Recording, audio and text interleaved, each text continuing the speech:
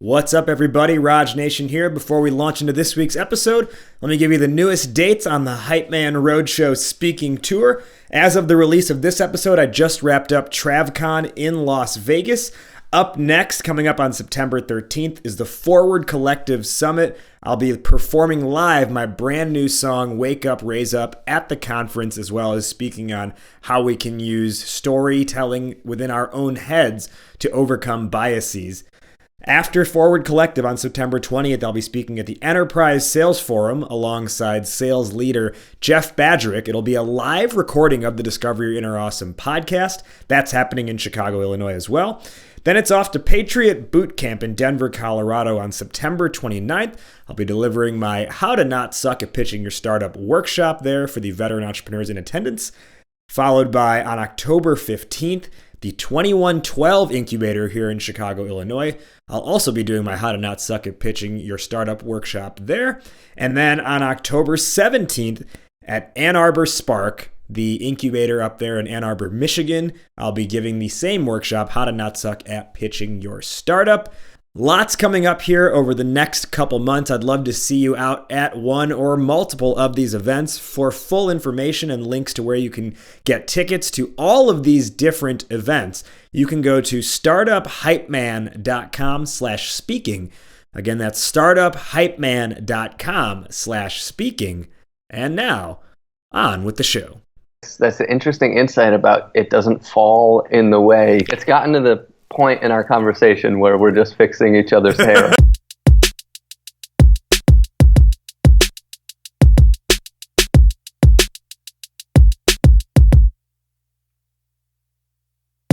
Welcome, everybody, to Startup Hype Man's Discover Your Inner Awesome podcast.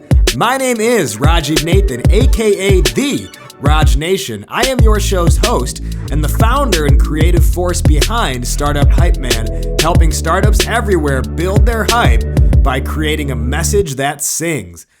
This is Discover Your Inner Awesome, the only show where you get to eavesdrop on conversations with entrepreneurs, artists, and musicians about the stories, the journeys, the struggles, but most importantly, the questions.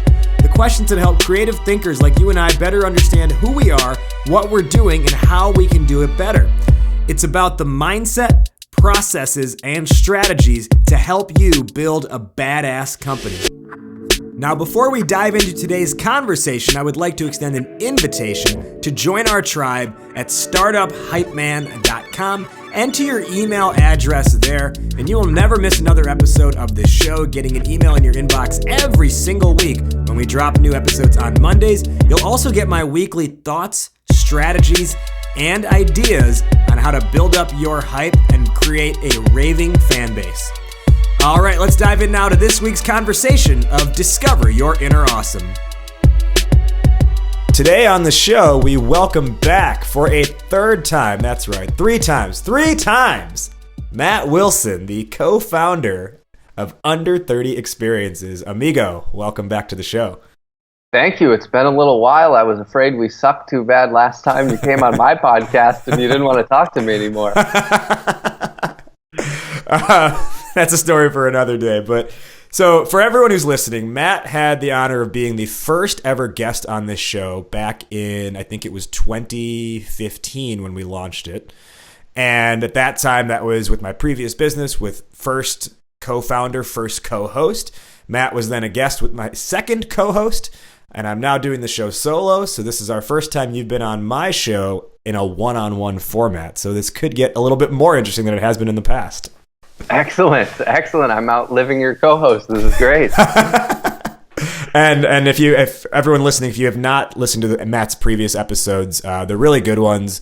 It's funny because like the first episode ever, I don't think we really knew what we were doing with the podcast, so it was just kind of like so much like spitballing and free talking. But it's still one of my favorite episodes, and that was recorded, in a hotel bedroom in Belize. Now, what I want to do with this episode, because in your previous appearances, we haven't really done this, is talk through like how did you get here, but really to set the table, our topic for today is how do you turn customers into community members? Sort of at a high abstract level, can you just give our listeners a window into why this is something that's important to you?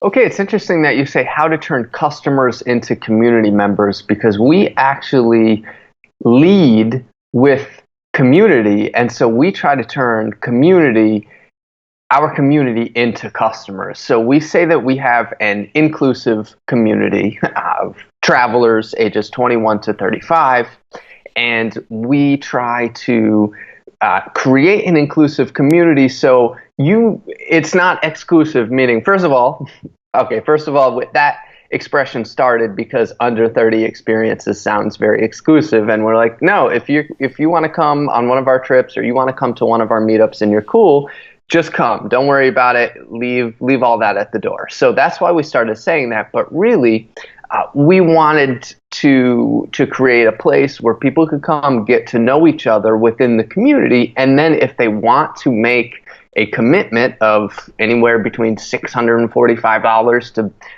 I don't know, $3,500 to come on a trip with us somewhere, we've already broken down the barriers because they've come out to a happy hour or to a hike or to a kickball game or gone kayaking in their local city. So we really lead with community first and make that the most important thing, is that everybody feels welcome, everybody feels cool. So if you make a major investment to travel somewhere abroad with us, then you probably know what you're getting yourself into. And then, yeah, you can be a customer, which we don't actually call them customers. We just call them travelers. And I like that a lot. And sort of, I think we're already getting a window into how you think about this stuff. So let's sort of like dial it all the way back, take it back to the OG days, and maybe we can see how this mindset came about in the first place. So you grow up on the East Coast, like New Jersey area, am I right? New York. New York. Thank you. Oh crap. That's a huge mistake to say a New Yorker grew up in New Jersey. All right. But it wasn't like New York City, right? No, it was upstate, about an hour. Yeah, upstate. That's a whole different. People from New York City say it's a lot different than Jersey. Yeah. You attend John Jay High School, which I'm just going to assume is named after one of the authors of the Federalist Papers. Little U.S. history reference for everyone there. That is correct. First Supreme Court Justice of the United States of America. I like how you said that as if you're like on the witness stand. Yes, that is correct. So growing up, you're going to a high school there. What's your environment like? Is it something where you're interacting with people from all different walks of life, or is it something where you're seeing the same type of person every day?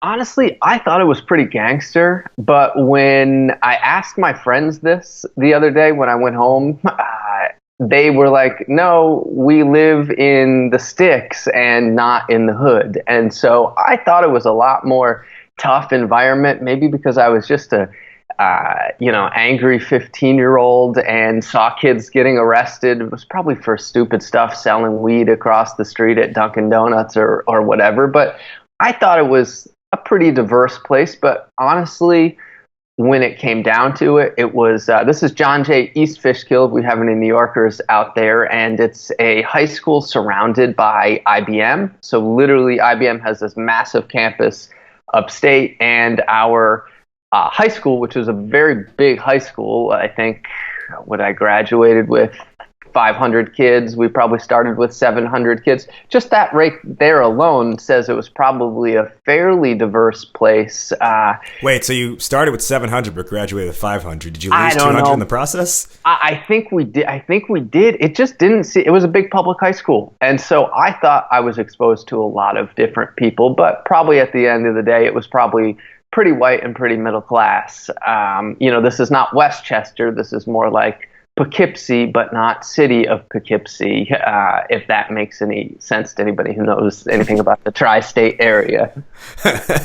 Is there a particular, I guess, like lesson you learned growing up that sticks with you today? How to mow lawns, how to do landscaping. That was my grind while I was in high school. Actually, probably started in about 6th grade. That's pretty cool. So that's like I guess that's like entrepreneurship step one for you, right? For sure. I mean, that was actually after selling golf balls on eBay that I picked out of a local Golf course, that makes me sound pretty white, I guess. Kid with internet access in 1995 and a golf course somewhere near his house. Other than that, the lemonade stand, I definitely had lemonade stands. Now we're going back to like kindergarten. But yeah, I mean, that was probably the big one was landscaping. Okay, so you go to college at Bryant University. If I recall from your previous times on the show, there was like this triumvirate of either Bryant, Babson, or Bentley, wasn't it right? The three Bs? Yeah, the three Bs of business in the Northeast. That also sounds pretty white. That was a lot different from my high school. This was much more upper middle class kids, and everybody seemed the same. And I really enjoyed it at the time, but then once I became a traveler, I was like, well, that was the stuffiest place on the face of the planet. Well, while you're at Bryant, you have an experience as a CEO. And what I mean by that is the Collegiate Entrepreneurs Organization. I'm going to guess you're president of it. You probably founded it for the chapter for the school as well, maybe. Yes, that is also correct, Mr. Nathan.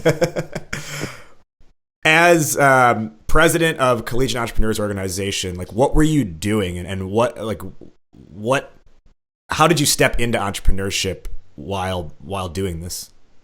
All right, so I come from New York to Puritan New England, and I think I'm a hustler, and I show up and I want to start a business there on campus, and I realize that I realized that everybody there is on the fast track to corporate America, and Jack Welch comes and speaks at Bryant. Jack Welch. The Jack Welch, world famous CEO of General Electric, or former CEO of General Electric, probably at that point. And he touches on entrepreneurship like 4 or 5 times during his talk, and I get up there as an 18-year-old freshman, and I'm like, tap the mic, I'm like, hi, Mr. Welch. I just had a quick question here representing the freshman class of 2004. And I asked him, like, what do you think about Bryant having an entrepreneurship major? Because I already was not feeling like I was going to fit in at this place. And the president of the university was sitting next to him having a fireside chat. This guy was a former congressman, and he rolled his eyes. And he was like, well, you should have gone to Babson because this is a corporate finance and accounting school. He didn't say that, but that was the That's what the eye roll indicated? Absolutely. And so pretty much without any help from the faculty or staff, we decided, myself and like 5 other people in the room decided, well, let's start a chapter of the Collegiate Entrepreneurs Organization and see where it goes. And we ended up bringing national accolades to the school through the CEO chapter, winning best chapter in the country 2 years in a row. We ended up in like the Boston Globe, and then the same guy who was rolling his eyes, President Makeley, was messaging me from his BlackBerry to tell us congratulations. That's pretty sweet.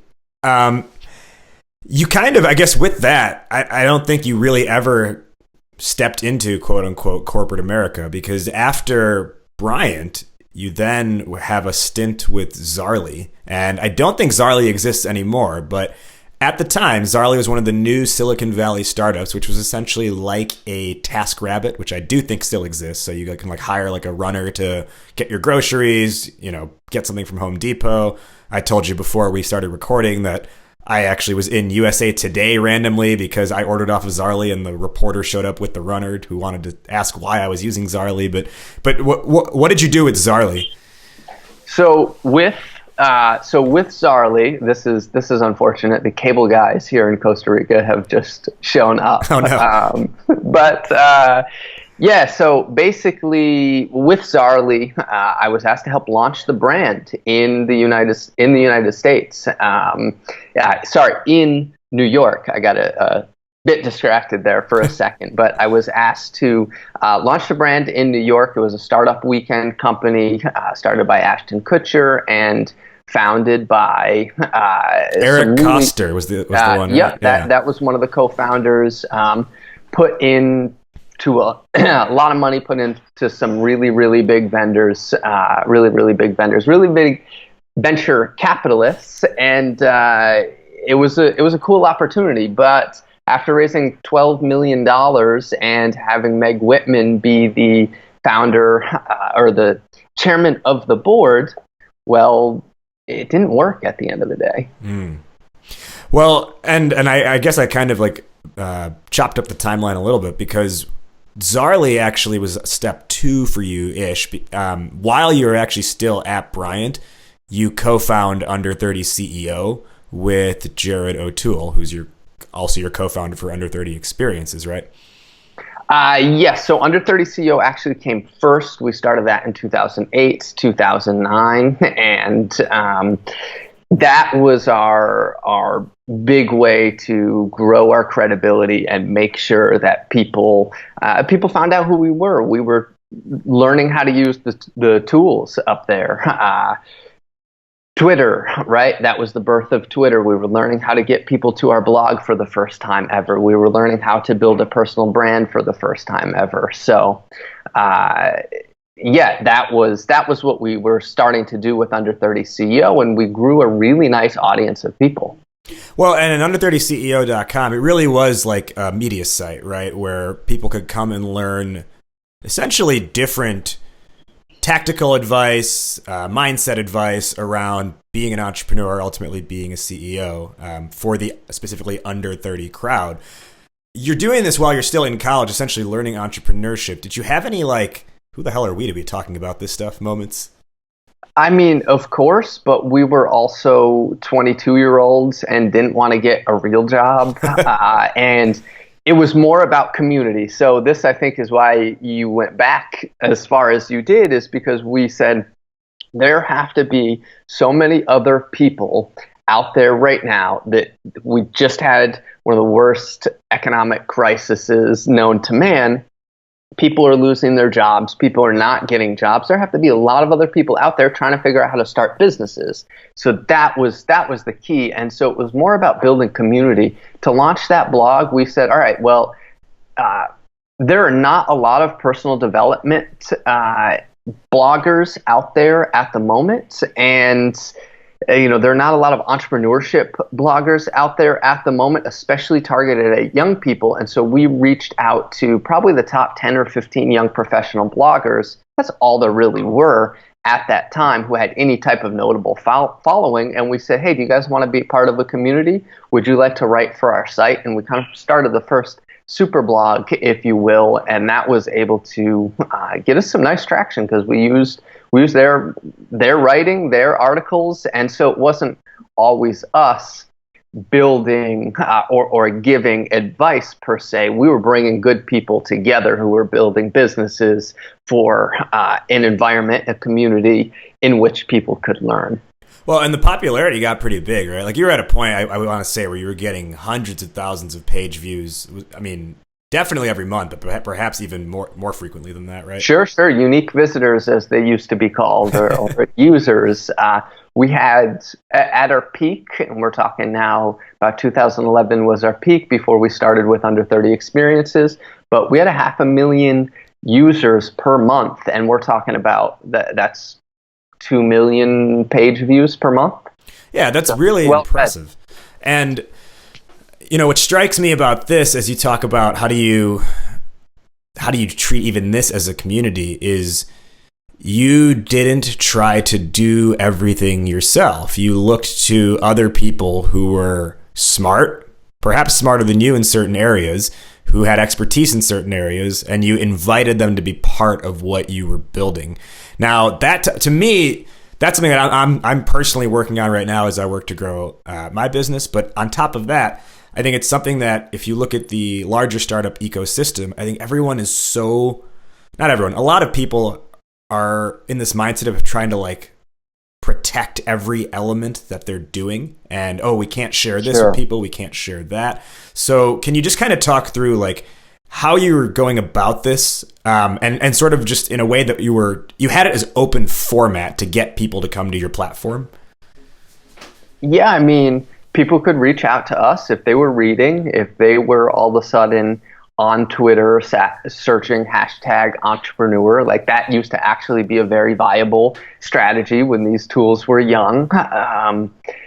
Before everybody in the world were on there, and there weren't tons of people out there online that knew these tools existed, and so we were just a lot of individual reach outs. We would reach out to people who had blogs.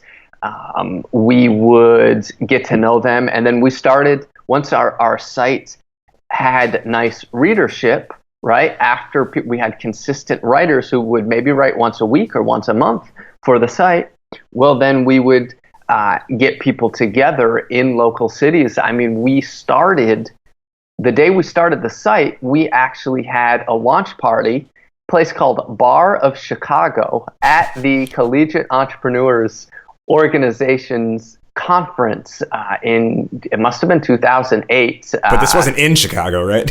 This was in Chicago. Oh, it was, okay. Things got a little bit crazy, but it was about building a community, because that's what we came from at the university level. So we said, well, why doesn't something like this exist out there for smart, young, innovative, passionate people?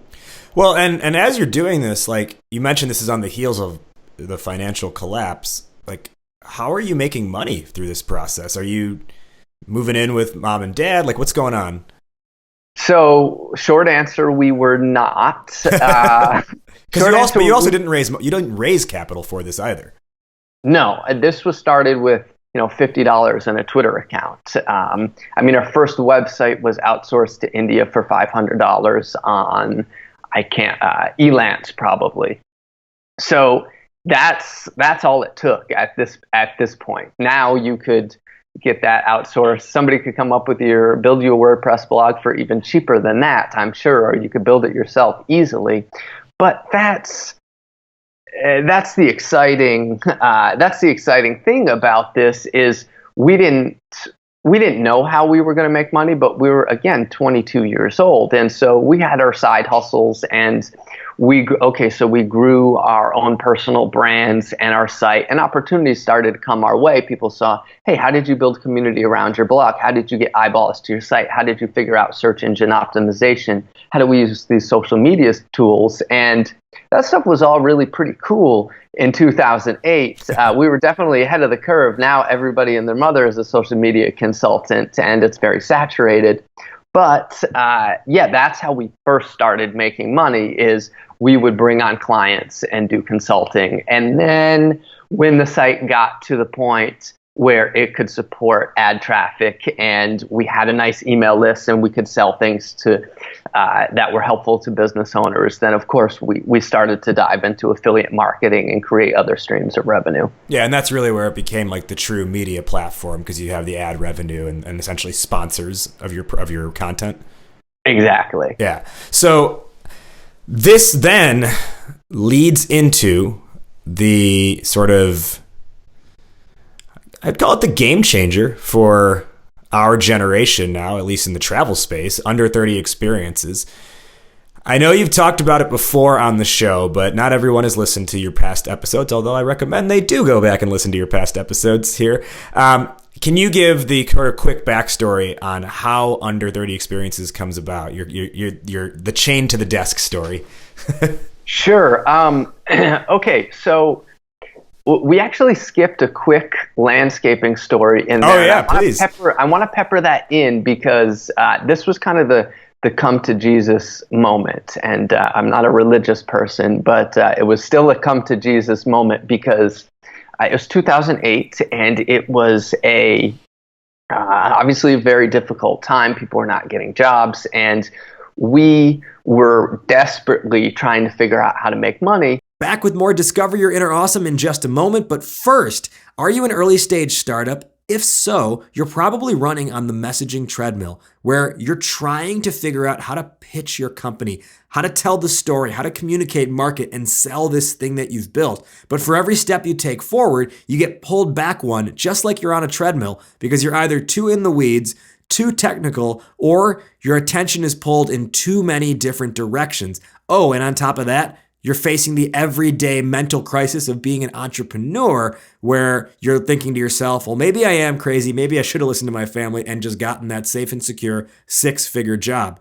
Guess what? It's time to get off the treadmill. Introducing Hype Man Academy, my brand new, affordable, equity-free virtual accelerator designed to build a marketing playbook for your startup so you can confidently pitch investors with a clear and compelling message and go out and market and sell to get your first 10 or 20 or 30 customers. Hype Man Academy is a weekly live online workshop where you work alongside your fellow founders, support and help one another, and get one-on-one access with me through virtual office hours.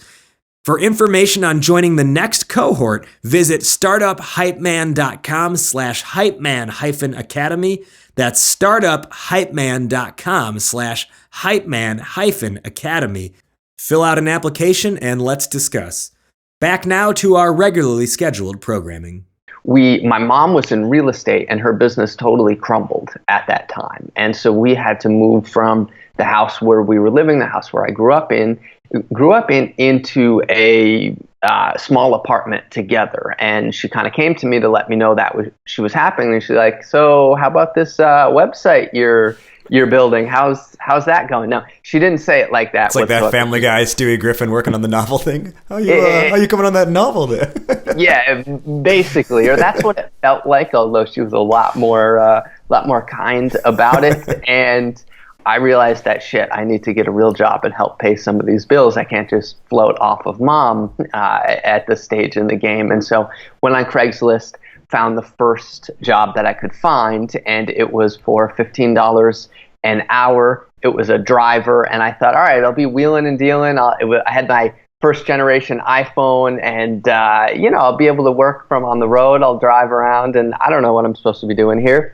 Turns out it was for a landscaping crew, and the driving job was for a dump truck with an 18-foot trailer and a crew of Mexican migrant workers.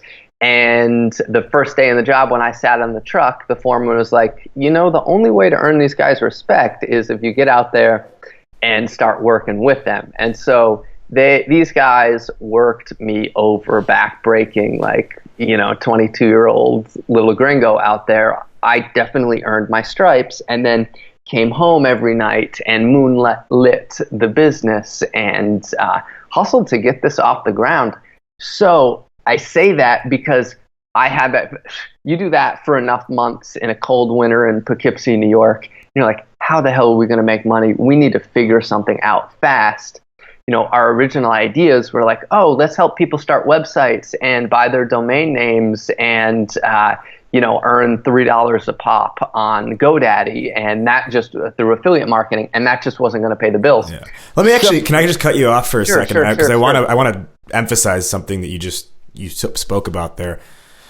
So this is something that I always have to check myself on, and I hope other founders do as well, is, we're building our different businesses, our companies, empires, whatever. And there are days that are hard, right? There are days that are good, but there are a lot of days that are hard. However, what we are doing, like me building a business right now, is not the same as hard work. What you did, physical manual labor, is backbreaking labor, is hard work.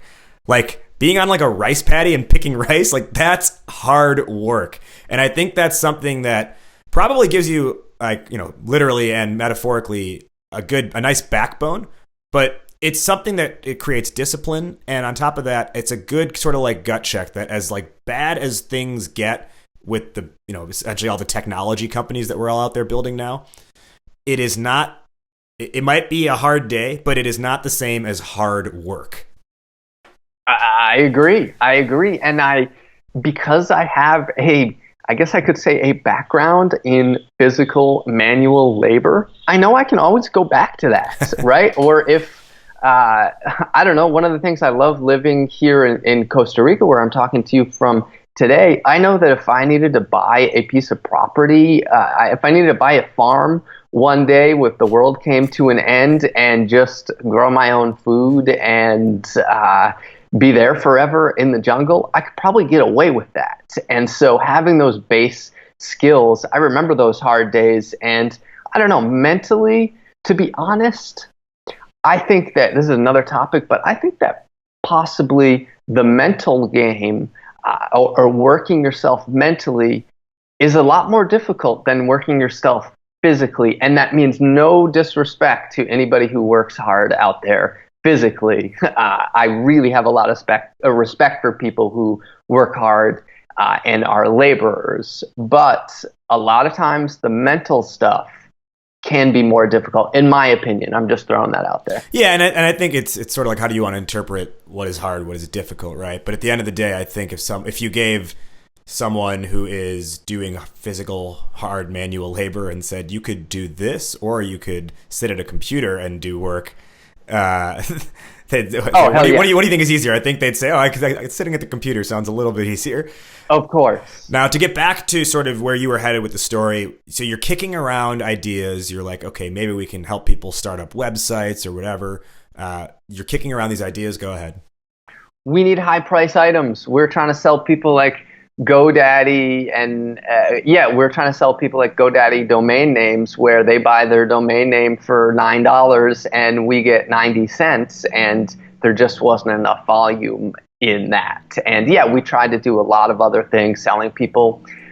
We tried to sell a lot of different tools for entrepreneurs, but we didn't have the product that was really going to pay the bills. And we eventually built the volume, right? Once we got to 500,000 users and we had some big clients, corporate clients that we were pushing on our site and sponsored articles and all that, that was great, right? We were able to build Under 30 CEO into a six-figure business, but it was a lot of hard work. Okay, there's that word again. It was a lot of hard work, right? But the prices of the things that we were selling were not high enough. So that's when you see these media companies getting into conferences and retreats and high ticket coaching and seminars. Yeah, of course, they're trying to sell you things that cost a lot of money. And honestly, that when the retreat idea came about, we're fast forwarding a little bit, it was a lot more viable to us because we knew that we could make a little bit more than 90 cents at a time, right? And you can also lose a lot more, don't get me wrong, and we did at the beginning of Under 30 Experiences. Yeah, and sort of, it starts to grow. I don't necessarily want to say like super quickly, but it grows very, I think you'll appreciate this word, mindfully. Today, Under 30 Experiences does how many trips a year? Oof. 250 trips, 300 trips maybe. So that's almost every day of the year you have a trip going. Starting, right? There's 50 weeks in the year. So right now we have 5 trips running. We have one to Costa Rica. We have 2 going to Peru right now. We have 1 going to Iceland right now. We have 1 going through France and Spain right now. We have 1 in Italy right now. That's at least 5. We have France starting on Sunday. That's 6. So yeah, we got trips running. It was not always like this. It started with 1 trip. Right, and that's right. See, that's where we're at today is 200-ish trips. But back in, was it like 2012? It was, can I just get like a handful of people to go on this trip to Iceland, right? Yes, and that almost did not happen. So talk us through how. So you decide like retreats might be a good idea. So then how are you like, okay, let's figure out this travel thing? Okay, so the real story is that I was working. Okay, remember when I said that we started to do consulting? That's when Zarly approached me. That's when I was open to having opportunities where I would join a team and help them roll out a brand. They had all this venture capital.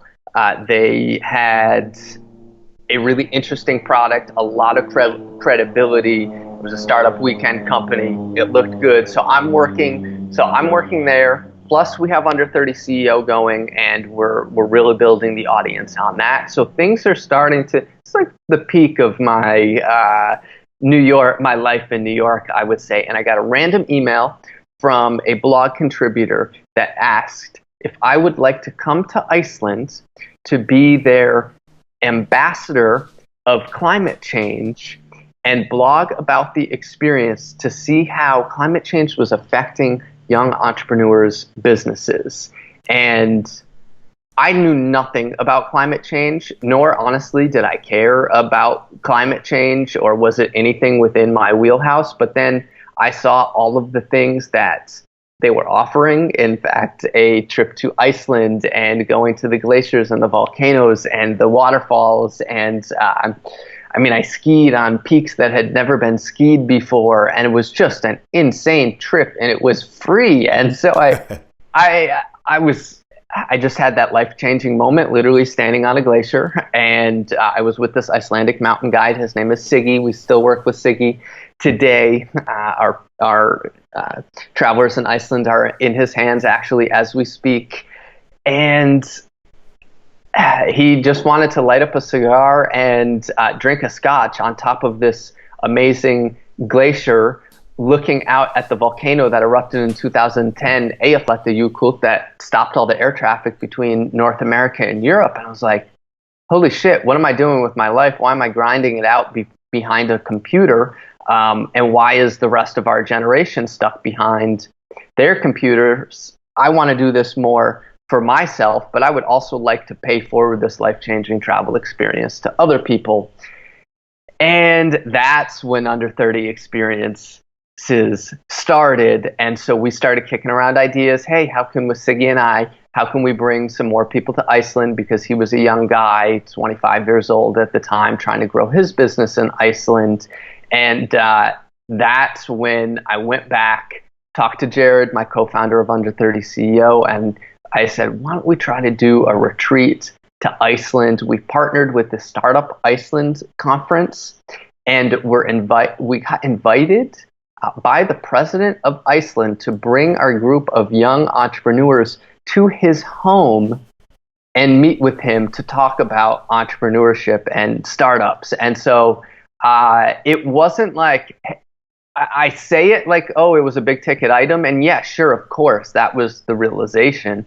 But it was also that we need to go and we need to do this because life is short, and this is a pretty cool opportunity regardless. Yeah, and as this thing grows over the next couple years, my first encounter with it, I would say, I think it was 2013 is when I stumbled onto Under 30 CEO, started reading the articles, and I didn't know you yet at this point. And then you were actually leveraging the traffic to Under 30 CEO and like redirecting it almost to Under 30 Experiences, because the way I found out about, and for just shorthand now, we'll call it U30X, is on U30 CEO, there was a little thing on the side of the page that said, hey, do you want to travel? And I was like, yeah. So I click on it, and then it takes me to the U30X page, and it shows me, at that time, there were 3 offerings. There was Costa Rica, Iceland, Nicaragua. Actually, there was 4, Nicaragua and Alaska. And I remember, like, I read the thing, and actually, originally, if I recall, it was positioned more towards entrepreneurial types, right? That's right, because our main source of lead generation was from Under 30 CEO. Under 30 CEO, we had all our clients, and then we slowly started buying our own ad space and dedicating our own resources to try to grow this side business. And then, so I end up taking a trip to Costa Rica. I think that was January 2014. That's where I meet you, because you're actually the trip leader for all the trips at that point. So you're the co-founder, CEO of this company. You still have Under 30 CEO running in the background, and you're traveling around the world. I guess around Central America and Iceland at that point. How are you doing all this at once? So how was I doing this all at once? I don't want to say not very well, but as best as I could pull off. So I was obviously stretched thin, and this definitely put a strain on my relationship with my co-founder, Jared, at the time, because it eventually came to, all right, look, I got back from Iceland. We had our first trip, but I'm packing up my expensive ass apartment in New York, and I'm putting all my things in a backpack, and I'm going to go and travel. And so I went down to Costa Rica and went up to Nicaragua.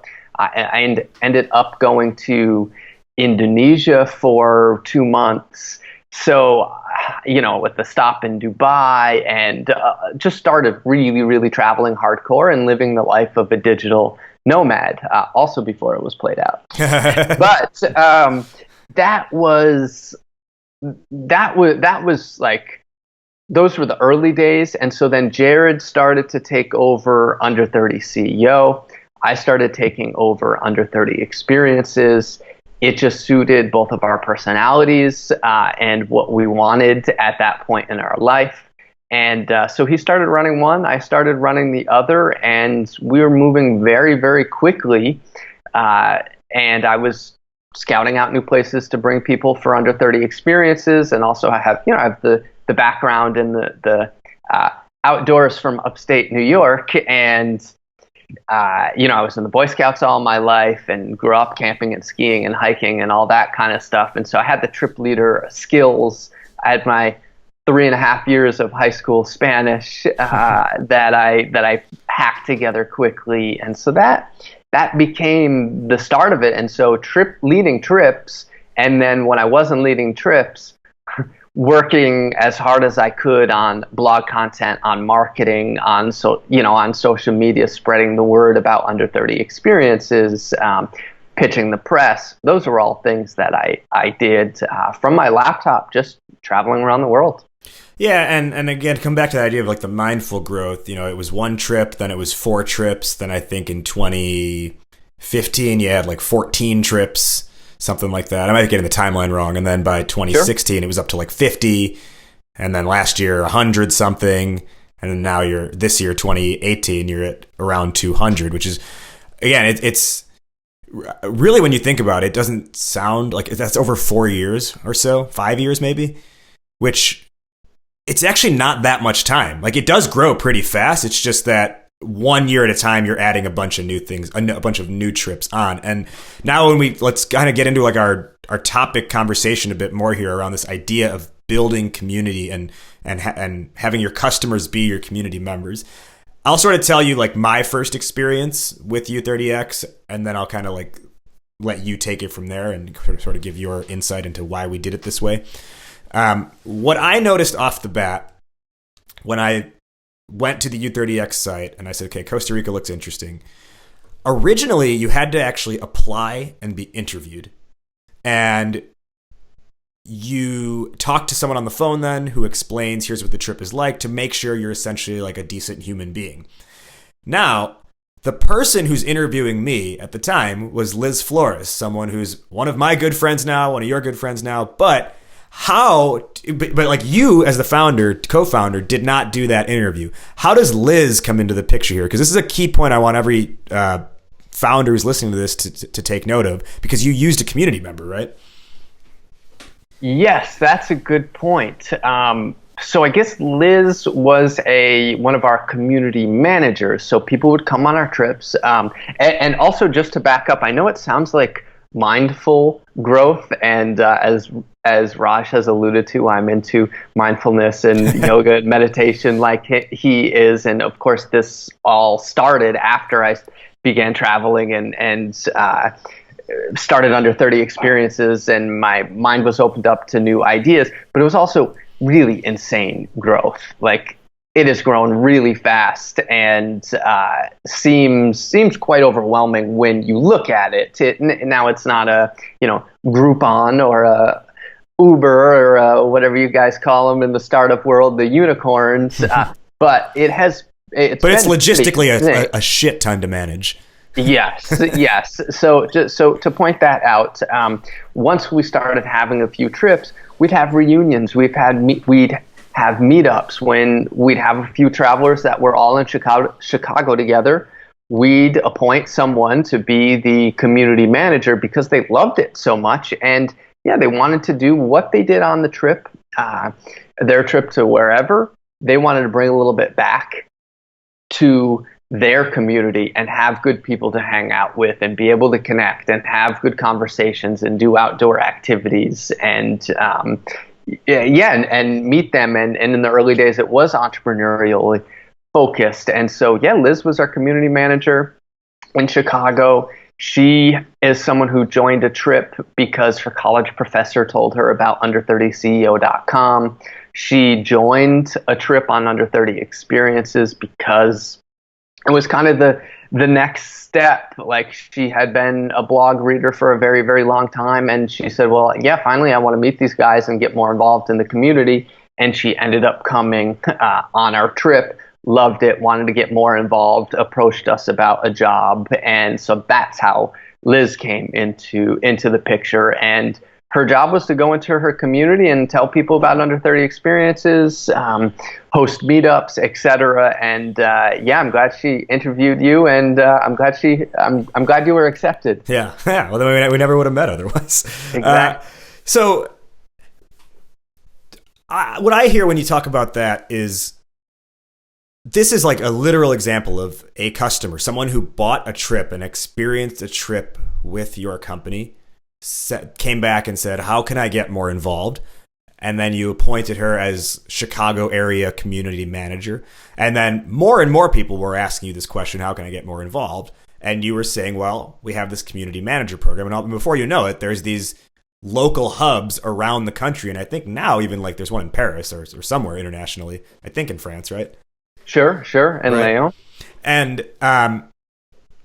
And this is a clear example of getting people to, like, allowing them to be more involved with your brand and with your overall like ethos and mission and why, beyond just that purchase. And this is something that, especially in the tech world, gets so overlooked because you're so hyper focused on customer acquisition, customer retention, monthly recurring revenue, that you disregard a lot of the like little touches you can add to a person's experience when they interact with you.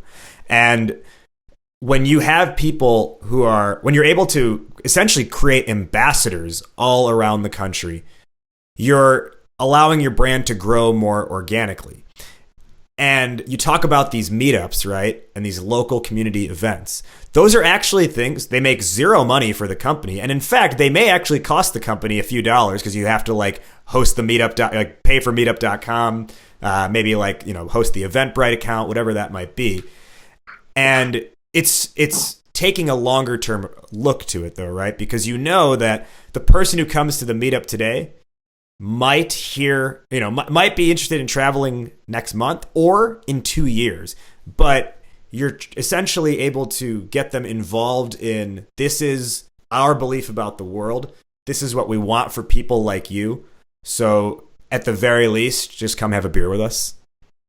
No, and those are our marketing dollars that we spend there. We hardly spend any money on advertising, but we always say, let's reinvest in the community. Every time we try to do something new and let's hire this travel blogger and have them come on our trip and write about it for his or her audience, or we were pumping a couple $1,000s a month into Google Ads, or all these types of things.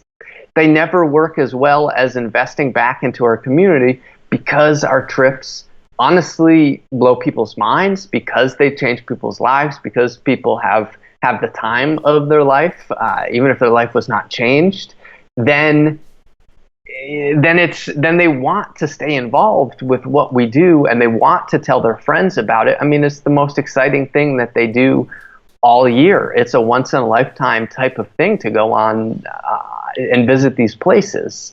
So to come on a trip with us and then want to tell all your friends, it's very natural. It's not like buying a toothbrush or a pair of yoga pants, right? Like, you see all these ambassadors pushing their yoga pants and trying to get people to sign or to buy them or whatever. But it's not. I mean, this is a huge, big ticket item, and it's very easy in that regard. And it's people focused. It's like, hey, let's get awesome people together. We know you're probably bored at home after work. Let's try to change your perspective on how you see the world. Yeah, and it's really like what you're talking about here is it's having a good customer experience. Like, that's step one, I think, because something I often think about with anything someone's building is, how do you make, and I may have heard this quote from someone else, I don't remember. How do you make something so good, memorable, irresistible, whatever, that the person can't go to sleep without telling someone else about it? And that's really what these trips are like, right? It is, you get home and the first, or maybe while you're still on the trip, because you might have Wi-Fi connection, you can't wait to tell your friend or friends about it. So it's having a really good customer experience out of the gate that gives people, without even having to tell them, hey, refer a friend and get, they're just automatically, they can't sleep until they tell someone else about it. I appreciate that, and I think that you were an amazing case study for that, because you've been such a great ambassador, formally and informally, mainly informally, for the brand. And still, I don't know, 4 years probably after your first Costa Rica trip, we're still creating content around it and doing media, and we've become good friends, and you've told a ton of people about Under 30 Experiences. Yeah, and because it was a transformative experience for me, and for everyone listening, I've now gone on 3 trips: Costa Rica, Belize, and then earlier in January, Tulum. And I think another key aspect here, and I say these things because from afar, like literally, because you're in Costa Rica, I observe the things that your company does, and I take mental note of them, and I say, how do I incorporate that, or how do I give that advice to someone else? And what I notice you guys have done so well, and it's whether it was intentional or not, we talked about at the start, people had to interview to be part of the program, right? Be part of a trip. Now, obviously, at 200 trips, you'd have to hire an outsourced customer service team to be able to do all those interviews. Yes. But you were looking for a specific type of person at the start, and I mean that in the sense of like, we want open-minded people. We want ambitious, driven people to be part of our community. So because you were doing these interviews at the start when it was still only a handful of trips, naturally, the people who, like, we can't go to sleep without telling our friends, most likely our friends are other open-minded, driven, ambitious people. So sort of like organically, the community then grows and you can stop doing the interviews. But the people that are being referred, more or less, are also of that same mindset. They're more of the type of people you want on your trip. So now, without having to do interviews when it's 200 trips a year, you're essentially naturally getting the type of traveler you want. And then on top of that, you've also, out of the gate, been very forthright with, like, in your messaging, like, no douchebags, no divas. Right? If you're going to be a headache, we don't want you on our trip. We want people who are accepting, etc. So those are like tactically the things I see you guys have done really well. And was that an intentional decision to say, hey, if we want it to grow to this with these kinds of people, we've got to start in this method with these interviews? It sounds really good. And that is, you definitely are spot on about the strategy on how it played out. But I don't think it wasn't that far thought out. It's like, when you go to that amazing eco lodge in Costa Rica, Rancho Margat, and you look at the place and you're like, this place is amazing. It was so well thought out. And the owner kind of smiles and says, oh yeah, if you only really knew. It's the same kind of thing, but you're absolutely right. We wanted the right type of people because we were scared. We didn't want to go on vacation with someone who we might not have really liked so much, or who was going to be a diva, ego, or a complainer, as it probably still says somewhere on our website. Yeah.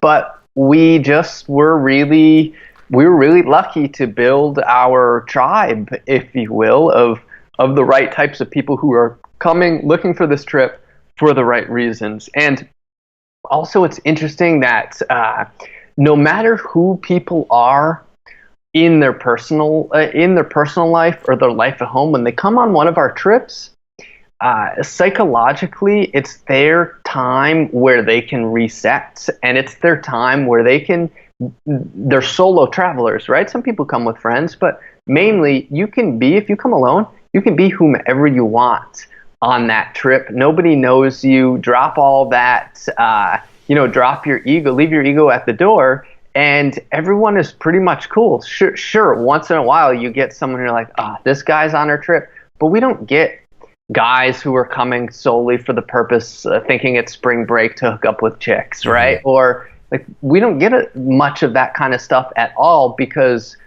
we create a community where it's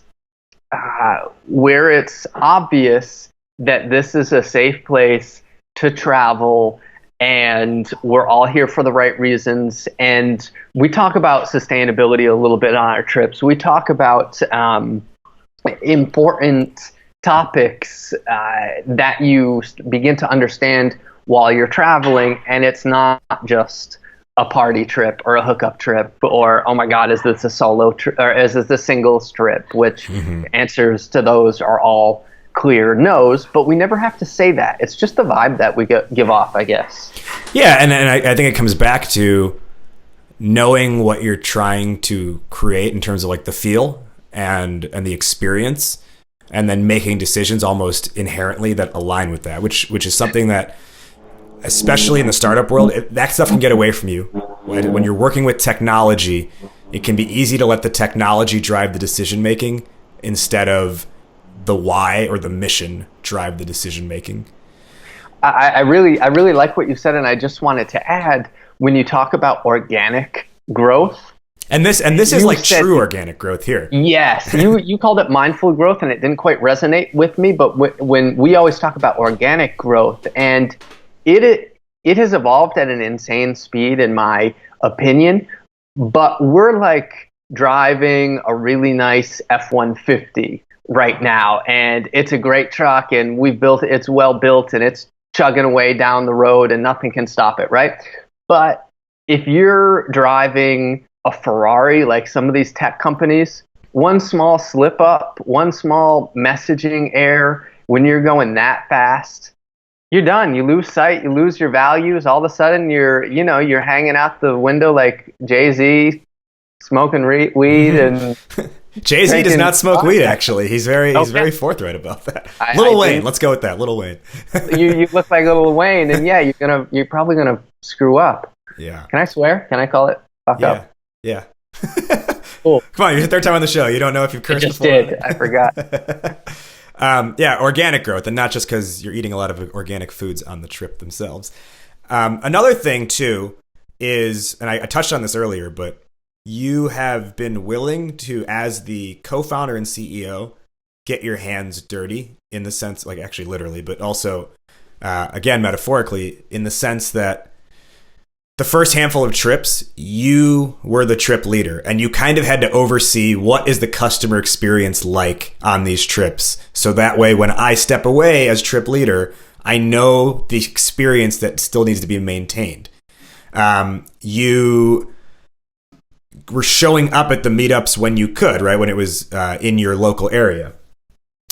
You've been hosting the Live Different podcast for the last 3-ish years, where you're always able to promote under 30 experiences on the podcast. So these are things that I think, you talked about how with your travelers, you want them to check their egos at the door. But I think as a CEO, this is you checking your own ego at the door. And I know out of circumstance, you had to be the one leading the trips because you couldn't just pay some random person at the start. But I think when we think about different types of founders building their companies now, there is an ego element where people are like, oh, I'm the CEO, I'm the founder. That type of work is beneath me. And I don't get the sense that you've I feel like everything that you've been able to scale now, processes wise, experience wise, etc., is because you had a hand in it at the start, because you didn't think about, oh, this is beneath me. I really appreciate that observation, and as hopefully your listeners picked up on us, we had very humble beginnings, and it was two guys on the top of a glacier in Iceland saying, yeah, we should try to get some people together. And that trip almost failed. That trip almost never ran. We pulled that trip off by the skin of our teeth, begged and pleaded for people to come on this trip, and we know what that's like. We were broke when we started this. I mean, broke to a point. There were a lot of broke points in the in this, right? So seeing that and seeing the business form out of necessity, and yeah, I was the first trip leader for the first few trips, but almost the first 100 trips probably, or first 50 at least. So I was staffing every trip, and I had extreme control over how everything was going to be delivered. And you talk about customer experience, and honestly, it just made sure everybody had an amazing, amazing time. Every time we check into a new hotel, still to this day, I train our trip leaders to go around and ask everybody how their beds look. How are they? You guys got enough sheets and towels? You guys all good in there? Are you connected to the Wi-Fi or not connected to the Wi-Fi? Just making sure, or you're sitting at a dinner, look around. This is not about, hey, I'm going to eat my food first here because I think that I'm entitled to it. No, I'm always the last one to eat. I'm always making sure that everybody's enjoying themselves, that everybody has what they need, that their dietary restrictions are taken care of. And so it's about our travelers at all times. And otherwise, this never would have gotten off the ground. So we really try to make sure, and still today, when we have groups in Costa Rica, almost every week, I try to go and have dinner with them on Thursdays or Saturdays. They have yoga. I try to practice them, and my girlfriend teaches them. So, or I try to hop on hikes on the weekends. Even though I've done those same hikes hundreds of times at this point, I want to go and talk to the travelers, and that's an opportunity for me to not only inspect what's going on with our trip leaders and our vendors, but it's also a huge opportunity for me to be able to get to know the travelers. I'm not exactly Richard Branson flying economy on Virgin Airlines here, but it's still an opportunity for me to be able to go and make some new friends and see what our travelers are saying, and I have a blast doing it. I love it. Yeah, and it's funny, as you were saying that, you're like, I'm not going to eat my dinner first. This is literally the title of Simon Sinek's book on leadership, Leaders Eat Last. Okay, glad to hear. I have one other question here before we start to wrap up, and this might be a challenging question, so if you need a second to think about it, that's cool.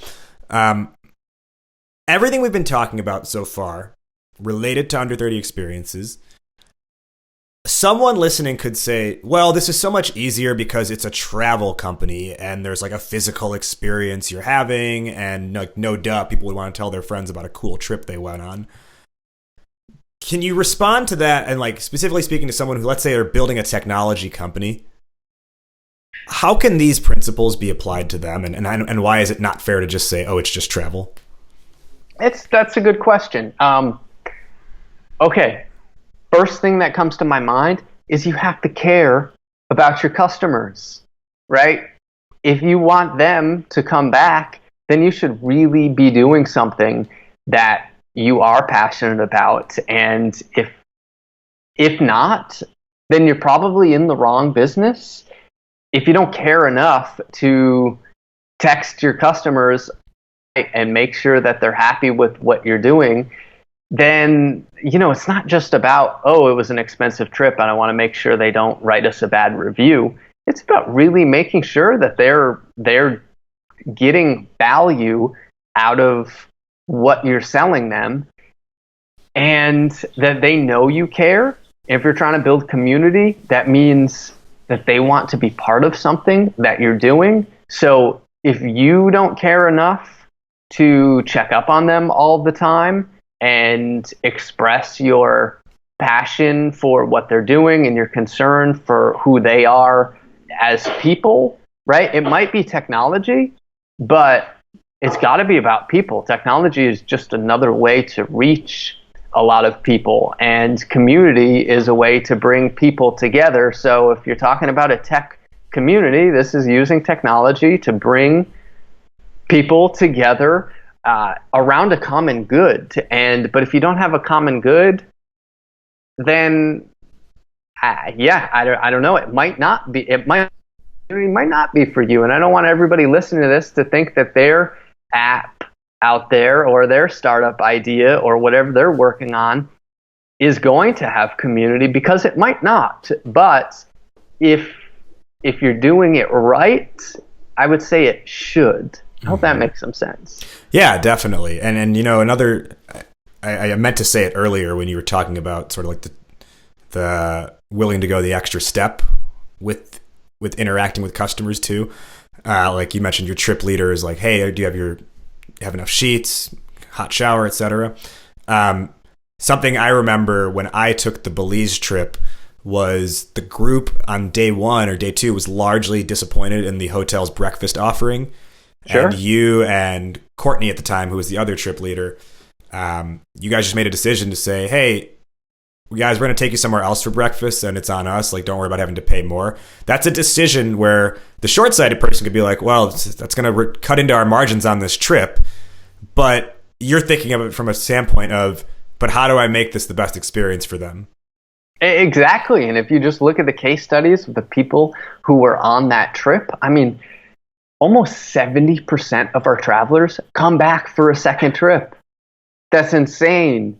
And I've come back for a third. Yeah, you've come back for a third, and you've told, I don't know, 20 plus. You've had 20 plus people probably end up coming on our trips through you in some way, shape, or form. And yeah, it's because we splurged on that extra breakfast. And that's just one little example of how just try to do the right thing. Yeah.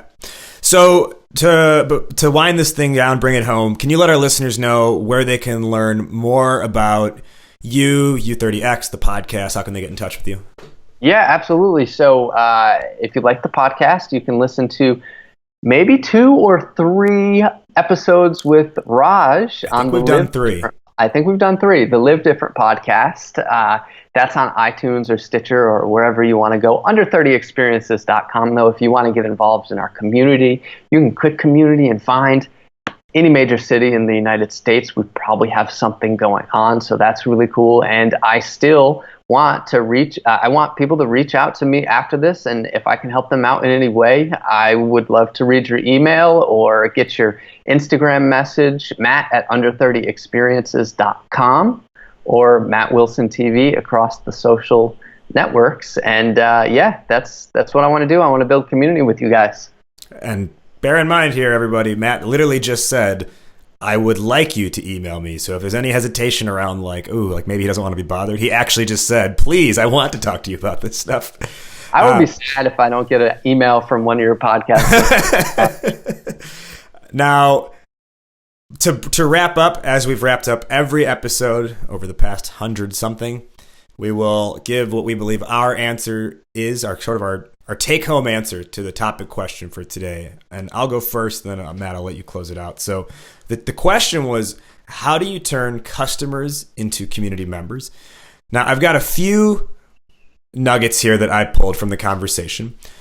Number 1, the first thing is make sure you're providing a good customer experience. If that's not there, then there's nothing that someone wants to be part of beyond just the transaction.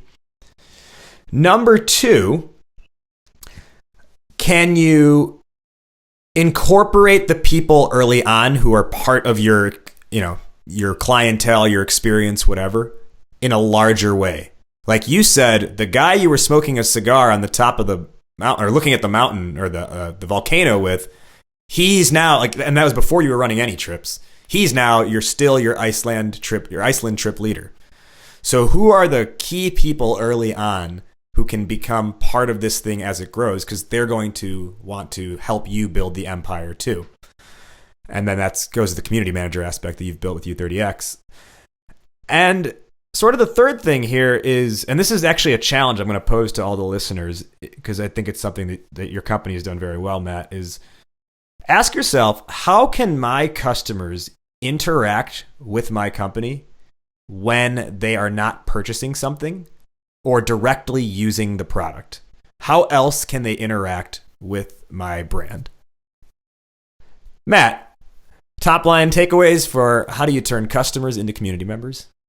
I really like what you said at the end there about other ways in which they can interact, because it goes back to what I was explaining, that you don't have to buy a trip to be part of our community. If you just want to come to a meetup and meet us in Austin, Texas, and go to, we went caving last month in Austin, Texas.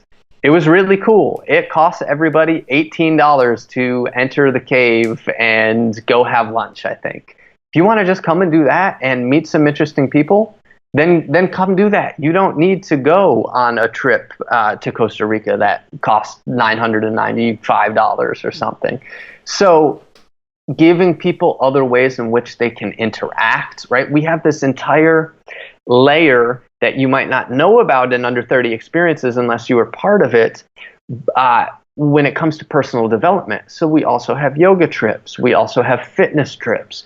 We also have several Facebook groups where people are talking about the challenges that they have, whether it comes to travel or whether it comes to their health and wellness, where they have a community of people around them who are saying, "Hey guys, I just quit my job. I'm thinking of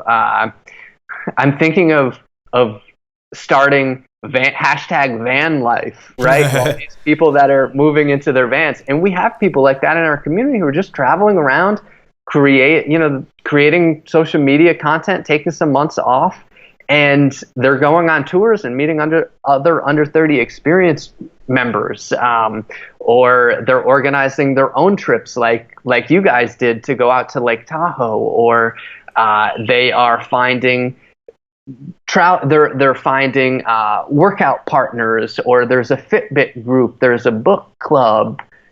None of this has anything to do with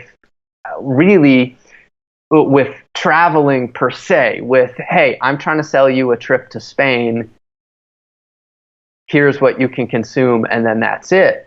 No, we're all young travelers. We're all at a certain stage in our life, and we need other people to interact with on that same level, and that's very difficult to do in the 21st century in our modern day and age in our home cities. So let's create other ways in which people can interact with the brand, and that's what we've been able to do. So yeah, I really think that is key. That last one that you mentioned, and then people don't feel like you're just trying to sell them something. We're always talking about how can people be part of what we're doing rather than buy into what we're doing, because nobody wants to be sold. Yeah, and my God, as you were saying those examples, I can't believe we didn't even touch on the fact that everyone who goes on a trip becomes part of this alumni Facebook group afterwards. So you're still always interacting with one another, with other travelers from different trips, with your own trip. There's also those city-based Facebook groups as well. And then you're letting people create within themselves, almost like independent of what things that you have to manage, right? Like there's like people started a U30X book club. 2-3 years ago, myself and 10 or 11 other people decided to, just within the U30X Facebook group, organize a Lake Tahoe Labor Day weekend getaway. And it was almost like we created like our own U30X trip, but you didn't like step in and be like, hey, we have to brand this and we have to like, whoa guys, you can't do this independent of us. You just let it happen naturally, because it's important at the end of the day that you provide a platform for people to have good experiences, not provide a platform of transactions and purchases. Absolutely. Matt Wilson. So I've been trying to make these episodes like 40-ish minutes, and I knew there was no chance that we would do that because there's just so much to talk about. But thank you for coming back for a third time, and what I'm sure is not the last time to the podcast. Sir, it's always a pleasure. I hope I get to interact with some of your community, and thank you as always. It was fun.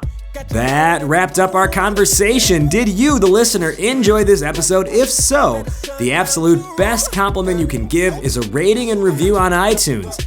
Ratings and reviews help more people find the show, therefore more people can discover their inner awesome. And if you want to extend that compliment further, while you're leaving that review, go ahead and subscribe to the show on whatever platform you listen, whether that's iTunes, Spotify, Google Play, or the various other networks in which you can find this show. For full show notes, references, and resources, as well as access to the over 100 episode archive, visit the podcast official site, www.discoveryourinnerawesome.com. And remember, for tips, strategies, and ideas on how to build up your company's hype with a message that sings, visit startuphypeman.com. Season 10's theme song is from Sir the Baptist. The song is called Dance with the Devil. It is off his album Saint or Sinner, which you can grab on Spotify, iTunes, Apple Music, and anywhere else digital music is distributed. That'll tie a bow on this one. Thank you again to this week's guest for joining us. I am Raj Nation. You have been listening to Startup Hype Man's Discover Your Inner Awesome podcast. We will see you next time, but in the meantime, take care and be awesome today. This a dance with the devil, girl. Tell me what you gonna do. This a dance with the devil, girl.